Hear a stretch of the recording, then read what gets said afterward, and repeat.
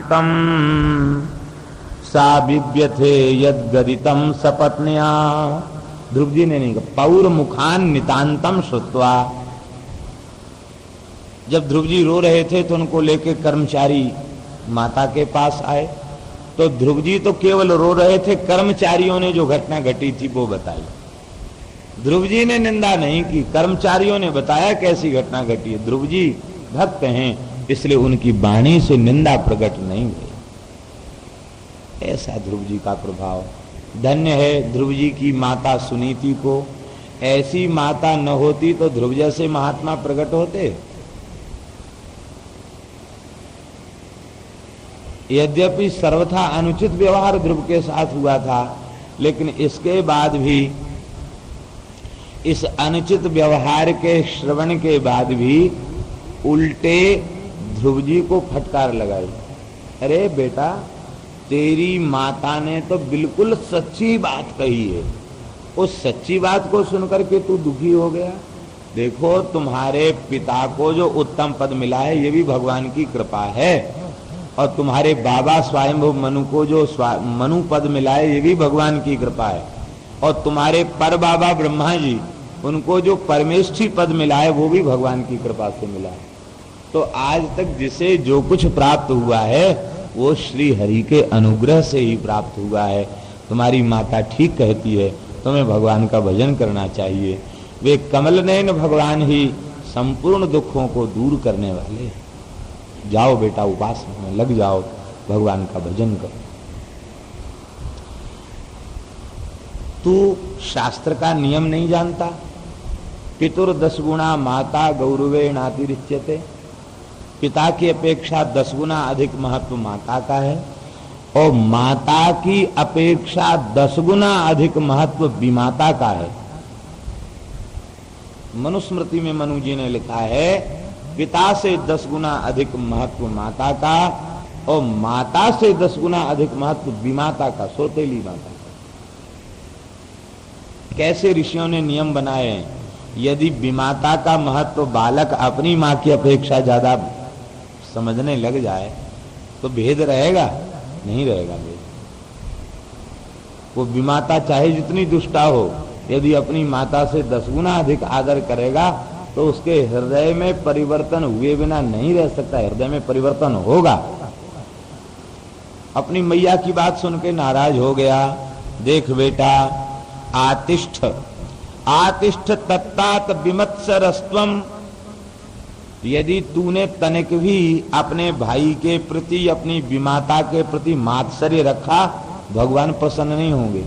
सबसे पहले तू सर्वथा द्वेष को त्याग दे, क्रोध रहित हो जा, मात्सर्य दोष से रहित बन जा, और फिर इसके बाद आराधया धुक्षज पाद पद्मम, भगवान के चरण कमलों की उपासना करो। यदि तुम उत्तम पद चाहते हो तो तमेव वत्साश्रय भृत्य वत्सलम मुमुक्षुभिर्मृग्य पदाब्ज पद्धतिम अनन्य भावे निज धर्म भाविते मनस्य वस्थाप्य भजस्व पुरुषम। भगवान का भजन करो। नान्यम ततः पद्म पलाश लोचनात् दुःखच्छिदं ते मृगयामि कंचना यो मृग्यते हस्तगृहीत पद्मया श्रियैतरैरंग विमृज्यमाणया। उन कमल नयन भगवान के अतिरिक्त दुख से छुड़ाने वाला और कोई नहीं है, मैं नहीं समझ पा रही हूं। वस्तुतः उनका अन्वेषण लक्ष्मी भी कर रही है, उन भगवान का। देखिए, बड़ी सुंदर उत्प्रेक्षा दी है यहाँ सुनीति माता ने। यो मृग्यते हस्त गृहीत पद्मया श्रियै तरैरंग विमृग्यमाणया। लक्ष्मी अपने दोनों हाथों में जो कमल लिए हैं ना, वे कमल क्या हैं? कहते वे कमल नहीं, स्वर्ण प्रदीप हैं, सोने के दीपक हैं। दीपक क्यों लिए? कहते वो भगवान को खोजने के लिए ही तीनों लोकों में भटक रही है। इसीलिए लक्ष्मी सर्वत्र भटकती है, चंचल रहती है, और जब श्री ठाकुर जी के चरणों में पहुंच जाती है लक्ष्मी, तो चंचला लक्ष्मी अचंचला हो जाती है। ये दो कमल हाथ में जो लक्ष्मी जी के हैं वे स्वर्ण प्रदीप हैं, मणिमय प्रदीप हैं। उन दीपकों में भगवान को खोज रही है। इसलिए बेटा तुम भगवान की शरण में जाओ। माँ के चरणों में प्रणाम करके भक्तराज श्री ध्रुव जी महाराज भजन के लिए चल पड़े। 5 वर्ष के बालक को घर से निकाल दिया, भजन के लिए भेज दिया। यह है माता का त्याग। और हाय बेटा करके रोने लग जाती तो ध्रुव जी के नाम को कौन जानता। भेज दिया ध्रुव। संतों का कथन है कि जब जीव भजन के लिए चलता है तो माया उसका अनुगमन करती है, पीछा करती है। एक सेवक पहुंचा, बोले ध्रुव जी लौट आओ, तुम्हारे और तुम्हारी माता के निर्वाह के लिए 1 सेर अन्न मिला करता था, अब 2 सेर मिलेगा, लौट आओ। ऐसा अत्याचार था उनकी मां के ऊपर, केवल 1 सेर अन्न निर्वाह के लिए मिलता था। ध्रुव जी मन में सोचने लगे कि अभी तो भजन किया ही नहीं, केवल भजन का संकल्प किया है, भजन के लिए चले कि शेर का 2 सेर हो गया। हाँ कहीं भजन करने लग गए तब क्या नहीं, तब तो सब कुछ मिलता है। भगवान विश्वम्भर हैं, भजन करने वाले भूखे नहीं मरते, कमाने वाले भूखे मर जाते हैं, भजन करने वाले लोग कभी भूखे नहीं मरते। श्री परशुराम देवाचार्य जी महाराज करते हैं, लोका रोटी नीके राखे और आगे हु की वेद भाग। भगवान अपने उपासक को अन्न वस्त्र की कमी नहीं होने देते और आगे हु की वेद भाग। आगे के लिए तो ठाकुर जी कहते हैं कि उसे किसी वस्तु का अभाव नहीं रहता। श्री संत दादू दयाल जी ने अपनी वाणी में लिखा है, दादू दुनिया बाबरी सोच करे गैली, दादू दुनिया बाबरी सोच करे गैली, रोटी देसी राम जी तड़काऊ पहली। इसका भाव है ये सारा संसार पागल है। क्यों? बोले खाने के लिए परेशान है, क्या कमाएंगे, क्या खाएंगे, क्या कमाएं। खाने कमाने के लिए सारा संसार पागल हो रहा है। सोच करे गैली, इसी चिंता में बेचारा परेशान है। लेकिन हमको तो ये बात समझ में आ गई कि रोटी देसी राम जी, चाहे दुनिया में कहीं चले जाओ, प्रसाद समय से ठाकुर जी देंगे। कब देंगे? 1 बजे 2 बजे नहीं, तड़काऊ पहली, सूर्योदय बाद में होगा, रोटी की व्यवस्था पहले हो जाएगी। बोलो वृंदावन बिहारी लाल। दूसरे तो दिन भर कमा में फिर समय से प्रसाद न मिले, अब सूर्योदय बाद में होगा, भोजन की व्यवस्था पहले हो जाएगी। ऐसे श्री ठाकुर जी दयालु हैं। तो इन दयावान भगवान को छोड़कर संसार में क्यों भटकना। ध्रुव जी का निश्चय दृढ़ हो गया।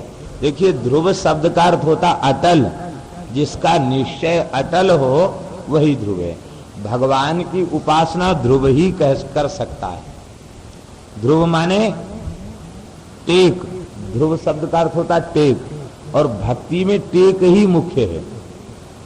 श्री प्रियादास जी महाराज ने अपनी भक्तमाल की टीका में लिखा है, वही भगवंत संत प्रीति को विचार करे, दरे दूर ईसिताहु पांडुन सो करी है। भैया बहुत शांति से प्रेम पूर्वक किसी को भी बिठावें, जहां जिसको इच्छा हो अपने आप बैठ जाएंगे, विक्षेप न करें।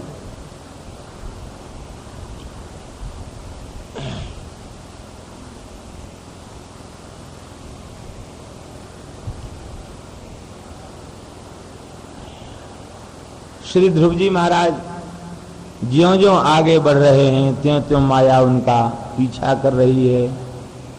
दूसरा सेवक पहुंचा, बोले 1 गांव मिल जाएगा। तीसरा बोला 1 जनपद मिल जाएगा। चौथा सेवक बोला महाराज 1 प्रांत मिल जाएगा। अंत में मंत्री आकर बोला कि महाराज बोलते हैं कि लौट आओ, जूठा मत करो, पहन जूठा मत करो, खाने की चीज नहीं है पहन। देखो सब अशुद्ध हो गए, तुम ब्राह्मण हो, आज जूठे हो गए, तुम्हारे सब कपड़े जूठे हो गए हैं।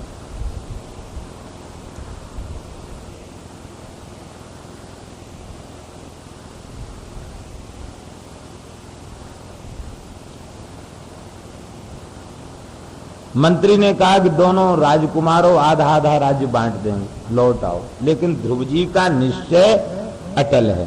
तो टेक, भक्ति में टेक ही मुख्य है। भजन की टेक जिसमें नहीं है वो भजन नहीं कर सकता। वही भगवंत, भगवान का लक्षण, गुरु का लक्षण। भक्त का लक्षण क्या है? भक्ति रस रूपा को स्वरूप यह छविसार, चारु हरि नाम लेत असुवन झरी। ये भक्ति का स्वरूप। भक्त का स्वरूप क्या है?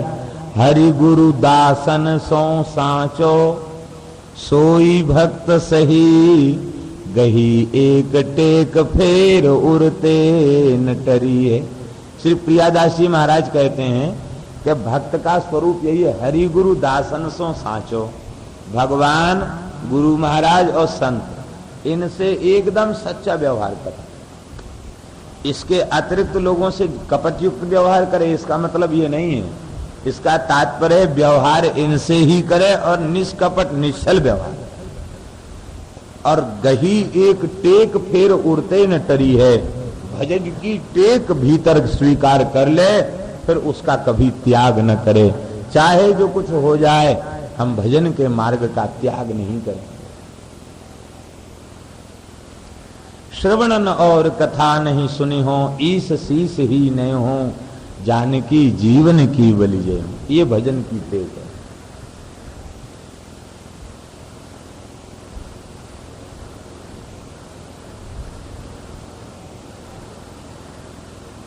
कान फूट जाएं, नेत्र फूट जाएं, जिह्वा गल जाए, यदि ठाकुर जी को छोड़ करके दूसरे का आश्रय हम लें। ऐसा ऐसा संतों ने अपनी वाणियों में कहा। तो कहने का तात्पर्य यही है टेक भजन की। तो श्री ध्रुव जी में भजन की टेक है, अटल निश्चय। ध्रुव माने होता अटल। अटल निश्चय जिसका भजन का होगा, भगवान कृपा उस पर करेंगे और उसी से भजन बनेगा। ध्रुव जी भजन के लिए चल पड़े। देखो, भजन की सच्ची लगन हो तो भगवान अपने आप गुरु महाराज को भेज देते हैं। गुरु खोजना नहीं पड़ता, गुरु शिष्य को खोजते हुए आ जाते यदि कोई जिज्ञासु हो। देवर्षि नारद जी साक्षात भगवान के 24 अवतारों में अवतार हैं। ध्रुव जी भजन के लिए चल पड़े तो उन्होंने गुरु को खोजना पड़ा। किन गुरु की शरण में जाएं? सदगुरुदेव श्री नारद जी महाराज अपने आप सामने से आ गए। नारद जी को देख करके ध्रुव जी ने चरणों में प्रणाम किया। नारद जी कहने लगे, देखो तो सही, मन में कहने लगे, देखो तो सही क्षत्रियों का तेज कितना विलक्षण होता। अभी 5 वर्ष का बालक है, अपनी मैया की बात से नाराज होकर जंगल में जा रहा है। नारद जी ने प्रकट में कहा, नारद उवाच नाधुनाप्यवमानं ते सन्मानं वापि पुत्रक, लक्षयामः कुमारस्य सक्तस्य क्रीडनादिषु। बेटा, तू छोटा सा बालक, न तो तेरा सम्मान न ही तेरा अपमान। अभी तो तुम्हारे खेलने का समय है और तुम इतनी छोटी बात पर रुष्ट होकर जा रहे हो। देखो, तुम्हारा पिता हमारा शिष्य है, उत्तानपाद हमारा ही चेला है। हम उसको कहेंगे कि ध्रुव बहुत अच्छा बालक है, तुम्हारा बड़ा पुत्र है, इस ध्रुव को गद्दी पर बिठा दो तो वो आज्ञा का उल्लंघन नहीं करेगा, तुमको ही राजा बना देगा और तुम चाहोगे तो तुम्हारे छोटे भाई को युवराज बना देगा। तुमको ही राजा बनवा दूंगा, चलो।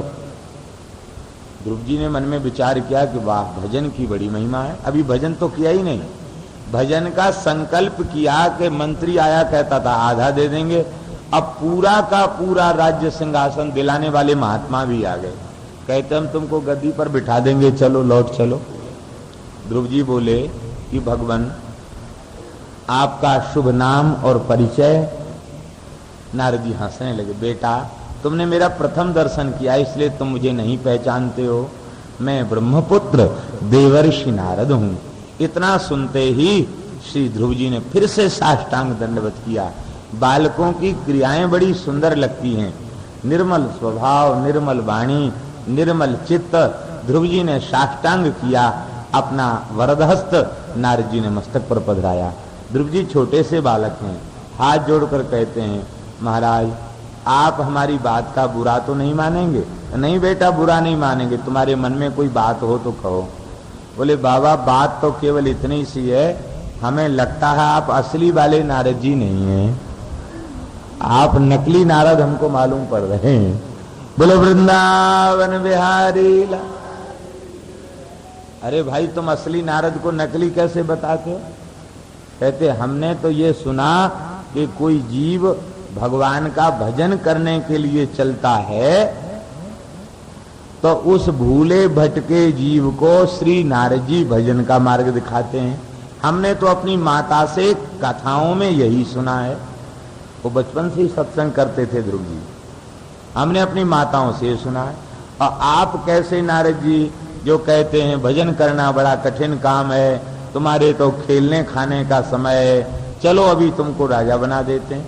तो भजन के मार्ग से छुड़ाकर आप भोगों के मार्ग की ओर ले जा रहे हैं। इसलिए महाराज हमारे मन में आ रहा है कि आप असली नारद जी नहीं हो। नारद जी हंसने लगे, कहा बेटा हम तो असली ही नारद हैं, लेकिन तुम्हारे हृदय की प्रीति की परीक्षा ले रहे थे। देखिए दो मार्ग हैं, श्रेय और प्रिय। जो प्रेय का त्याग करता है वो श्रेय का अधिकारी है। कठोपनिषद में यमराज ने नचिकेता को दो मार्ग बताए, श्रेय और प्रेय। प्रेय क्या है? भोग। ये जीव की प्रकृति ऐसी है कि इसे रूप रसगंध शब्द स्पर्श के भोग बड़े रुचिकर लगते हैं, ये संस्कृति के चक्र में डालने वाले, ठाकुर जी से विमुख करने वाले। लेकिन ये जीव के अनंत जन्मों के भोग के संस्कार ऐसे प्रबल होते हैं कि उन्हें यही चीजें अच्छी लगती है। तो भगवान किसे मिलते हैं? जो प्रेय पदार्थों का भोगों का त्याग करता है उसे ठाकुर जी मिलते हैं। तो वत्स तुमने प्रेय का त्याग किया है, इसलिए तुम श्रेय के अधिकारी। नारद जी ने बड़ी कृपा की और कृपा करके नारद जी ने द्वादशाक्षर मंत्र की शिक्षा दी। यम सप्तरात्रम प्रपठन पुमान पश्यति खेचरान।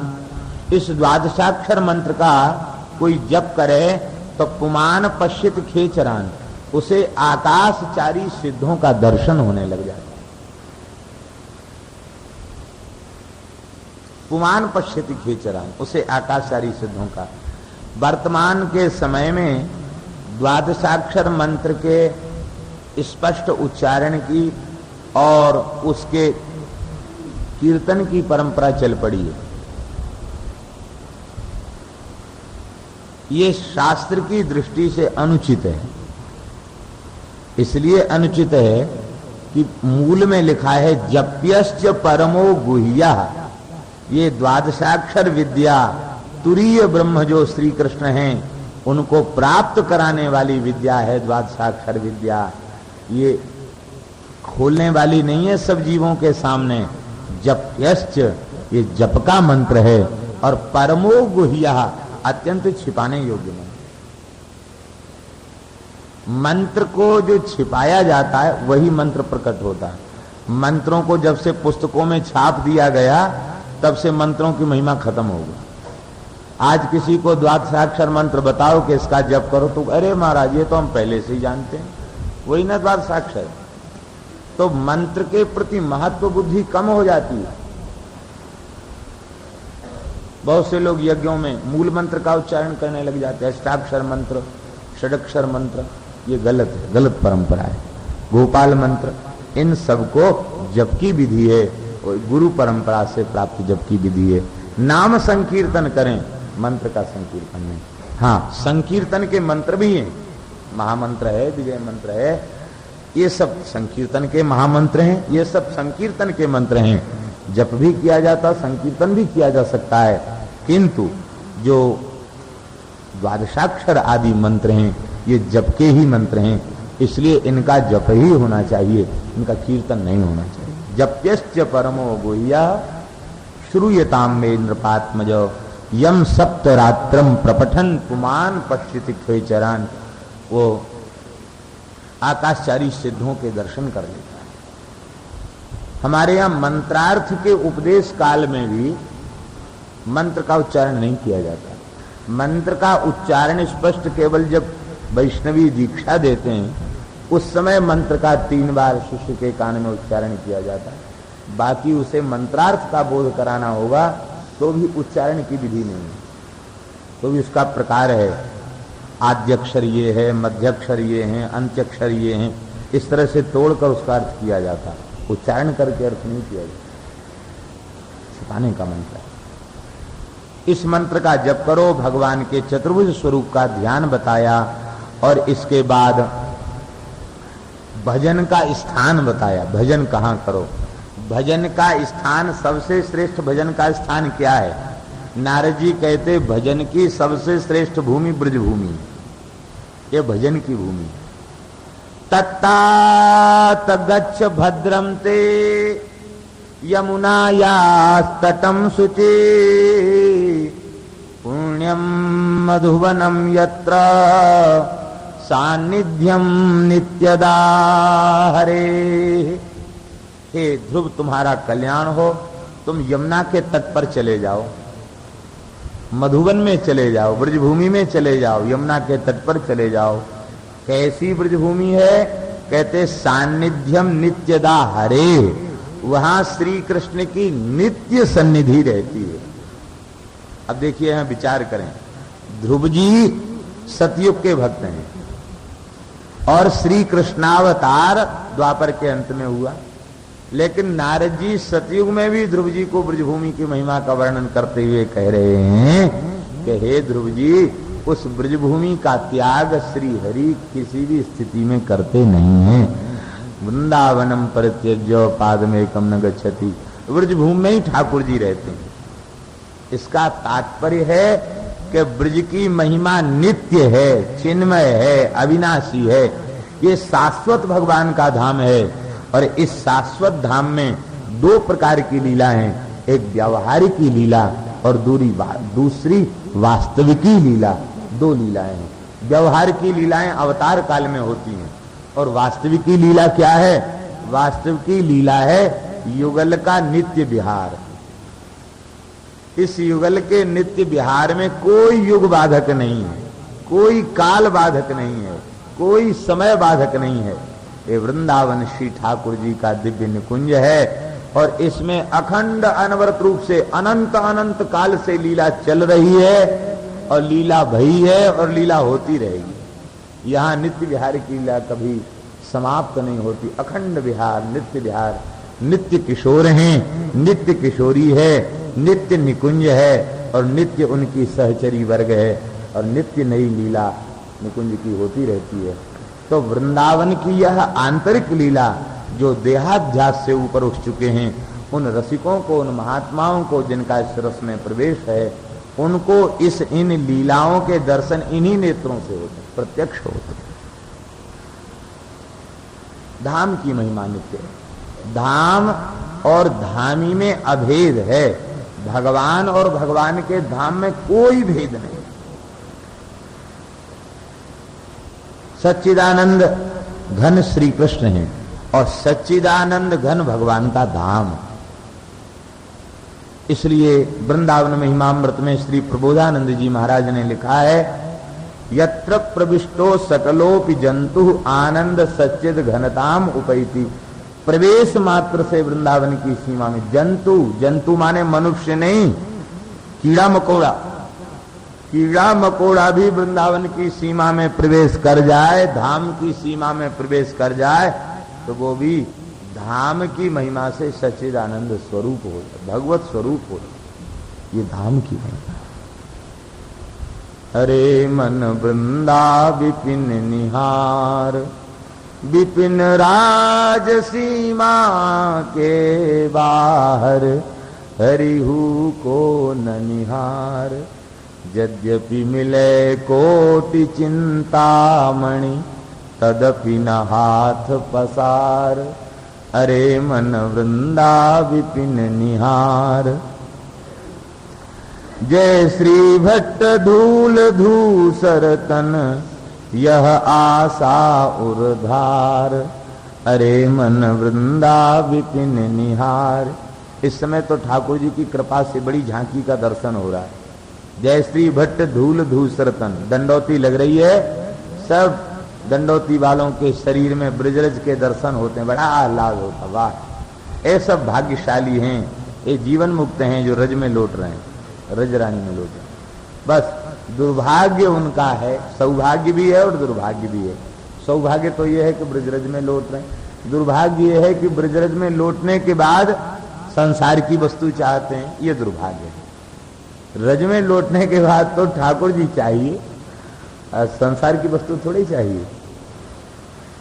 बोलो वृंदावन धाम की। इसका तात्पर्य है कि धाम की महिमा नित्य है, भगवान के अवतार लेने के बाद महिमा बढ़ी हो ऐसा नहीं है। वृंदावन धाम की महिमा सतयुग में भी वही है, आज भी वही है, द्वापर में भी वही थी, आज भी वही है और आगे भी वही रहेगी। जैसे भगवान की सत्ता में कोई परिवर्तन नहीं, ऐसी धाम की स्थिति में, धाम की सत्ता में, धाम की महिमा में कोई परिवर्तन तो हम लोगों में है, धाम में कोई परिवर्तन थोड़ी है। समय के अनुसार हम प्रवाह में बह गए, भगवान की महिमा को भूल गए। जैसी मर्यादा से धाम में रहना चाहिए, यही विधि रही है ब्रज की बीथी, जो संतों ने रसकों ने ब्रज में रहने का जो पद्धति बताई है, उस पद्धति से हम रहना भूल गए, इसलिए हमें इस भूमि का स्वाद नहीं मिलता। वास्तविकता ये है कि ब्रज भगवान की विभूति है, भगवान का स्वरूप है, ये भगवान का ही श्री अंग है, श्री विग्रह है। इसमें किसी काल में किसी प्रकार का कोई परिवर्तन संभव नहीं। ध्रुव जी आए हैं, यमुना में स्नान किया है और भजन प्रारंभ कर दिया है। नारद जी उत्तानपाद के निकट गए हैं और कहा कि तुम अब चिंता छोड़ दो और ध्रुव जी का चिंतन करो। भक्त के चिंतन से चित्त की शुद्धि जल्दी होती है। संत का चिंतन कोई करे तो उसके चित्त की शुद्धि जल्दी होती है। क्यों होती है? भगवान के चिंतन से भी जल्दी होती है। उसका कारण है कि भगवान अभी प्रत्यक्ष नहीं भये हैं, तो उनके संबंध में हम कल्पना करते हैं, लेकिन संत का स्वरूप तो प्रत्यक्ष है। इसलिए संत के स्वरूप का ध्यान करने से, संत की वाणी का चिंतन करने से चित्त की शुद्धि शीघ्र होती है। नारद जी ने कहा कि तुम्हारा चित्त पवित्र हो जाएगा, तुम ध्रुव जी का ध्यान करो, अपने पुत्र का ध्यान। देखो भक्ति की इतनी महिमा है कि यहाँ बेटा भी भक्त हो तो उसकी भी पूजा की जा सकती है, उसका भी ध्यान। कहाँ तक कहा जाए, बेटा भक्त हो तो बाप कहता है कि हम तुम्हारी शरण में हैं, मेरा उद्धार करो। गोकर्ण जी भक्त हैं तो आत्मदेव जी कहते हैं माम उद्धर दया निधे, ये दया निधान मेरा उद्धार करो। ये बड़ा छोटा नहीं, भगवत प्रेम जिसमें है वो श्रेष्ठ है। यही भागवत धर्म की विशेषता। मान सिंह माधव सिंह आ रहे थे और जहाज डूबने लग गया। बोले अपने अपने इष्ट देवता का स्मरण करो। किसका स्मरण करें? तो माधव सिंह ने कहा कि रानी जो है भक्त है रत्नावती, उनका ध्यान करो। तो अपनी पत्नी का, अपनी भाभी का, अपनी पत्नी का ध्यान किया और जहाज किनारे लग गया और आकर चरणों में नमस्कार किया। तो पत्नी भक्ता है तो उसका ध्यान। श्री मधुकर शाह जी महाराज महान भक्त थे, उन्होंने अपनी पत्नी गणेश देई रानी की संतों के प्रति भक्ति देखी तो प्रदक्षिणा किया और लौट कर प्रणाम किया। ये भागवत धर्म की ऐसी ही विलक्षण महिमा है। यहाँ के नियम बड़े विलक्षण हैं। यहाँ केवल प्रेम की विधि है और दूसरी कोई विधि मर्यादा की विधि नहीं है, प्रेम की विधि है। प्रेम ही सर्वोत्कृष्ट विधि है, जिसमें प्रेम है वही आदरणीय और पूज्य है। नारद जी चले गए हैं, श्री ध्रुव जी ने तपस्या प्रारंभ किया। त्रिरात्रांते त्रिरात्रांते कपित्थ बदिरासनः आत्मवृत्त्यनुसारेण मासम निर्चयन हरिम। 3 दिन तक ध्रुव जी कुछ नहीं खाते पीते। 3 दिन के बाद बेर और कैथा के फल खा करके भजन करते। ऐसे ध्रुव जी ने 1 महीना व्यतीत किया। जब दूसरा महीने का शुभारंभ हुआ तो 6 दिन तक ध्रुव जी कुछ नहीं खाते। 6 दिन के बाद श्री ध्रुव जी पत्ते चबा करके श्री यमुना जी का जल पी लेते। सूखे तृण और सूखे पत्ते चबाकर श्री यमुना जी के जल का पान कर लेते। ऐसे दूसरा महीना व्यतीत कर दिया। तीसरा महीना प्रारंभ हुआ तो ध्रुव जी ने पत्ते चबाना भी बंद कर दिया। 9 दिन तक कुछ नहीं खाते पीते। 9 दिन के बाद केवल श्री यमुना जी का एक बार जलपान कर लेते, जल पी लेते। तीसरा महीना व्यतीत किया। जैसे ही चौथा महीना प्रारंभ हुआ कि अब तो ध्रुव जी ने जल ग्रहण करना भी बंद कर दिया। 12 दिन तक कुछ भी खाते पीते नहीं, प्राणवायु को रोक लेते। 12 दिन तक श्वास भी नहीं लेते। 12 दिन के बाद एक बार प्राणवायु का आहार करते, श्वास लेते, फिर समाधिस्थ होकर के भजन में लगे। पंचमे मास्यनुप्राप्ते जितश्वासो नृपात्मजः ध्यायन् ब्रह्म पदैकेन तस्थौष्ठाणुरिवाचलः। जैसे ही 5वां महीना प्राप्त हुआ कि ध्रुव जी अपने दाहिने पैर के अंगूठे के बल पर खड़े हो गए। सर्वथा आपने अपने श्वास को रोक लिया और भगवान का दिव्य मंगलमय स्वरूप जो अंतःकरण में प्रकाशित हो रहा है, उस स्वरूप के ध्यान से आपने आत्मा को अंतःकरण एकीकृत कर दिया। सर्वथा भगवान के स्वरूप में डूब गए श्री ध्रुव जी महाराज। बोलो श्री ध्रुव जी महाराज। आप लोग कहेंगे कि ध्रुव जी इतने छोटे बालक और इतनी कठोर तपस्या, 3-3 दिन तक कुछ नहीं खाना, 5